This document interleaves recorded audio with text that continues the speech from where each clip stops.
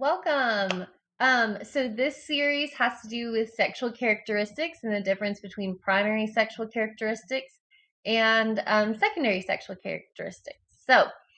Primary sexual characteristics has to do with things that are directly related to reproductive organs and external genitalia.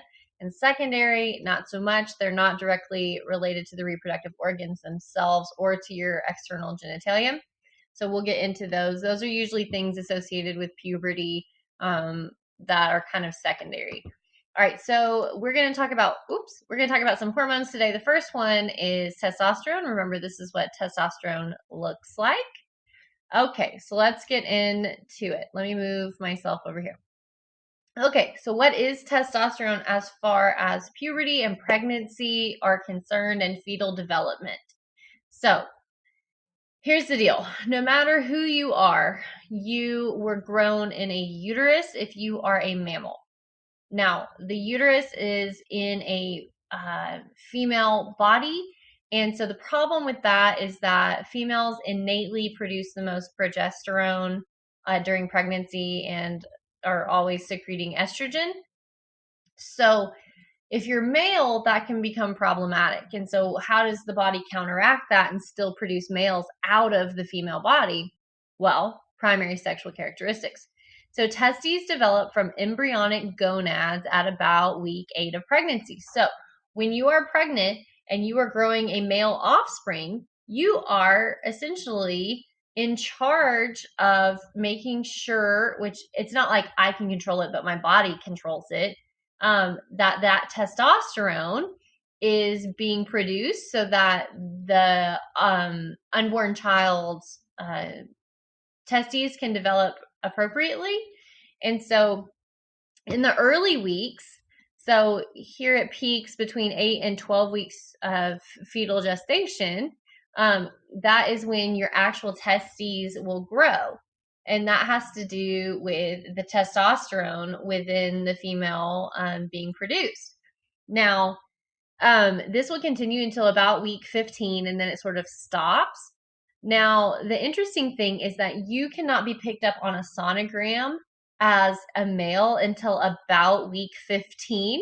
So that testosterone kind of has to level off and lower itself before you can even be determined to be male, right? Like you can't even tell what you are, female or male, as far as that goes on a sonogram until week 15. And even then it's very difficult.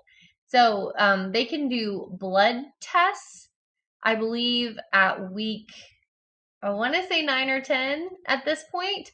And the blood tests are different than trying to rely on a grainy sonogram or even a 3D ultrasound because it's still, there's a lot of tissue in there. So interesting. Okay.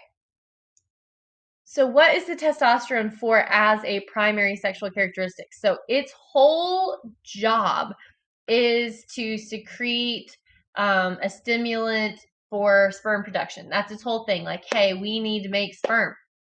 So testosterone doesn't even really increase in males after birth until you guys hit puberty.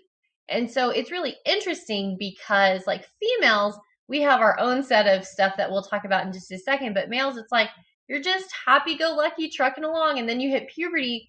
And as far as hormones go, you guys are a mess because it's just like exponential growth. So if you look, you can see around age 12 is the common age currently for males to begin that exponential growth curve for a rise in testosterone. And so you will have a rise in testosterone beginning after the age of 10, but it's more subtle. And then once you hit 12 and 13, you are on a crazy testosterone roller coaster. Like crazy. So it doesn't, elude the mind why behavior becomes a little more erratic between ages of 12 and 18. Like that makes sense. Testosterone has been given the credit for making you less afraid to take risks because you do not assess consequences as well. as you would if your testosterone was not just like raging. And so that's there's a whole slew. That's why in the insurance world, it's more expensive to pay for car insurance for males of that age group than it is for female counterparts. Um, quite frankly, because you're more likely to do reckless things. I'm not saying that there are not females that do reckless things. I'm just saying, like, you can thank your testosterone. It will also make you a little more apt to be combative, to be aggressive, to fight, to hit things, to want to compete and like show your manness. All of that is true of testosterone in a peak setting. You're also trying to adapt to having that much testosterone, and bless your heart, because that's not easy. And so many things are changing in your body, and I just imagine that, honestly, if we could all just skip over puberty, I think we would. All right, so secondary sexual characteristics. So here are the secondary characteristics. It's mainly hair, to be honest. So after the testes secrete testosterone, that's like a primary characteristic. Um, you do have penis enlargement, right? It will increase in size. You are no longer a child, so that is helpful. You will have pubic hair, which seems to happen a little later in men than in women, but all in all, everybody gets that. Your voice deepens, which is unique to the male experience to some degree. Women's voices will change as well, but not to the extent that yours will if you're male. And then you will begin the facial hair and body hair saga, and that will continue. The hair saga will continue for the rest of your life, particularly in your ears and your nose. For some reason, males, your nose hair and ear hair just doesn't ever really seem to stop growing. And your ears and your nose also do not stop growing really, like, ever. And so that's why a lot of old men have these giant ears and these giant noses with like all this crazy hair just sprouting out of everywhere.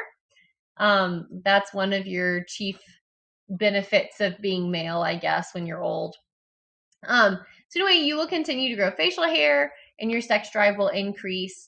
Sex drive is associated in males with testosterone. And so as that testosterone increases, so will your desire to try to reproduce, which is what it's made to do, right? It's trying to make sperm.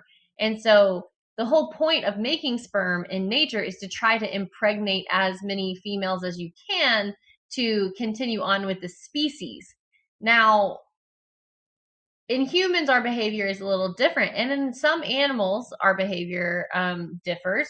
But there's depends species to species how monogamous or whatever that they choose to be, or if they choose to have many partners or not many partners. It depends literally on the species. So, for example, I think gorillas, they choose to have a very small harem, like a very small group. I think they have like, I want to say like between 3 and 6 on average females per one male in a little family.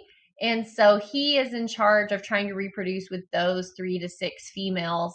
Now, the problem being is that when those offspring are born, he cannot reproduce with those offspring. And so those offspring will have to go find a new family to try to continue on with the species. Whereas bonobos are different, and they will literally mate with anything that walks by. So it just kind of depends, even with primates, species to species. Okay, moving on. Now let's talk about estrogen and progesterone. So, the deal is if there is no fetal, let me get my face out of the way again. Okay, if there is no fetal testosterone, that is to say, if there's nothing that is pre-programming the mom, like, hey, testes need to be grown here, then the absence of testosterone will create a female offspring. And as such, we'll start in on developing those ovaries. So estrogen and progesterone are secreted by mother's ovaries and the placenta. This we already know. If you're female, I say you're like you're here listening to me. The placenta and how well it attaches and that offspring, how well the offspring can attach to that uterine wall has to do with your levels of progesterone. So really low levels of progesterone can cause that fetus, that baby, that embryo, when it starts, that embryo to not be able to hold on. And so sometimes that's a reason for miscarriage if your progesterone is too low. I, just a personal aside, had a borderline low progesterone. So they gave it up to me. They made it up to me, my decision, if I wanted to take supplemental progesterone or not. I chose to take progesterone because having a bunch of progesterone does not harm that baby, but not having enough can. And so you may face something in your life where you or someone that you care about or a surrogate has to take progesterone. And just so you know, the only side effects that you have from that are that it speeds up all the normal side effects of pregnancy. So if you're going to be morning sick, progesterone is going to make that happen a lot faster than it normally would, and maybe a little more aggressively. If you are going to have, heat flashes, progesterone is just going to make that happen exponentially faster and intense. So it's just, some people have no side effects, some people have them all. Just depends on the person, but that may be something that you face in your life. And so, anyway, just be prepared for that. Okay. Secondary sexual characteristics as far as females are concerned. Once again, this mainly has to do with hair. So enlargement of breasts. Breasts are a secondary sexual characteristic because their primary purpose is to feed. It is not part of like a sexual reproductive experience. It is just the fact that you are responsible for feeding offspring with those things. So enlargement of breasts. I would like to make a special note because I get this question a lot, and you guys are not here to ask me any of these questions that you normally would. So, does the size of the breast, how's it always worded? Does the size of the breast impact how much milk is made? The answer is no, not at all. Not at all. It doesn't matter what size breasts that the person possesses as far as their mammary glands are functioning. And some mammary glands function overly so, where women have to donate that milk because they make too much, and that can be a painful process. But usually they donate it to hospitals and things like that, and that's a beautiful thing to do. And then there's the average milk production, and then there are people that don't make enough milk, and there are people who don't really make any milk at all or very, very little milk. And so it just has to do with your mammary glands and what level of functioning that they do for milk production. And honestly, that just varies 100% person to person. It can be impacted by diet, by stress, by medical factors. It has to do sometimes with genetics, sometimes not. And it can vary completely by pregnancy. So I have a friend in the first pregnancy, she had way, way, way too much milk to feed her one child. And so she ended up just like giving it away and freezing it to whoever would take it. Like, here, you need breast milk. You need breast milk for your baby. Take it, take it. Don't buy formula. Just take it. And so she did that. And then her second pregnancy, she made almost no milk at all. And so she had to use formula, which is a healthy choice. And so it was just interesting because the first go around, she made, far too much to feed her one child. And then the second go around, she didn't make any. And so it just goes to show you never know what you're going to get. Okay, so here's a little chart that I found helpful. So as far as when our pubic hair development, when is all of that going to begin? It can begin prior to the age of 8, which is really interesting. A lot of people don't know that secondary sexual characteristics can begin far before menstruation ever happens. Armpit hair is usually a 4th grade problem, a 3rd to 4th grade problem. You can onset of menstruation. So this is just an average range. It usually happens between about 9.5 and 16.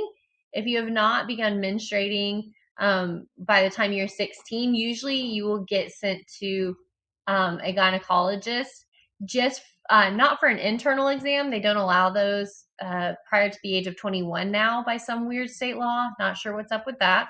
Not my business. But you will probably get sent and put on some sort of hormonal supplement or a birth control type thing. Breast formation can begin as early as 8 and continue on into your 20s.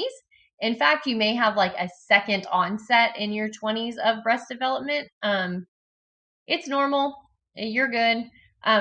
Body fat deposition. Okay, so this just means like where it's depositing in your body and where it's reshaping. This begins as early as 10 and continues on into your 20s.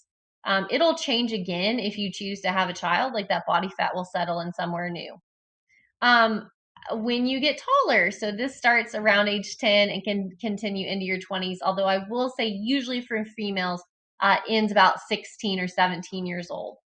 Okay, so there's that. If you have any questions at all, you just feel free to ask me literally anything and I will answer it.